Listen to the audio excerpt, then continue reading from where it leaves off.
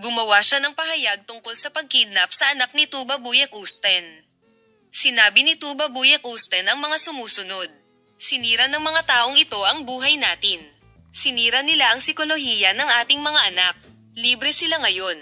Paano naman ang kaligtasan ng anak natin?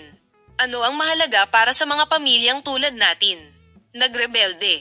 Ang mga salitang ito ni Tagba ay nagkaroon ng malaking epekto sa mga social network at nang magsimula silang ibahagi ng kanilang mga tagasunod, ang emosyonal na pahayag na ito ng mag-asawa ay nagbigay diin hindi lamang sa kanilang sariling sitwasyon kundi pati na rin sa mga paghihirap na nararanasan ng lahat ng pamilya sa mga katulad na sitwasyon.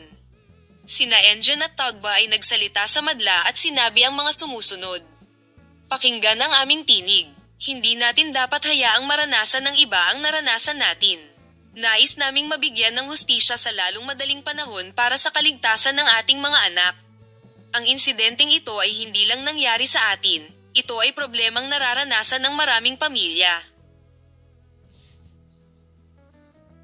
Sinabi rin nila na dapat tayong maging boses ng lahat ng pamilya.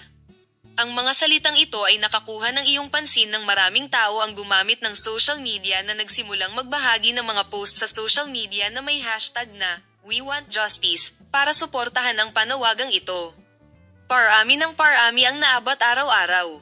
Ang solusyon ni na Engine at Tagba na nagkaisa sa ilalim ng hashtag na ito at sumuporta kina Engine at Tagba ay nakahanap ng malaking suporta sa social media. Bukod sa mag-asawa, naroon din ang mga sikat na pangalan, artista at tagahanga. Bilang karagdagan sa mag-asawa, ibinahagi rin ng mga sikat na pangalan, artista at tagahanga ang kanilang mga mensahe ng suporta sa issue.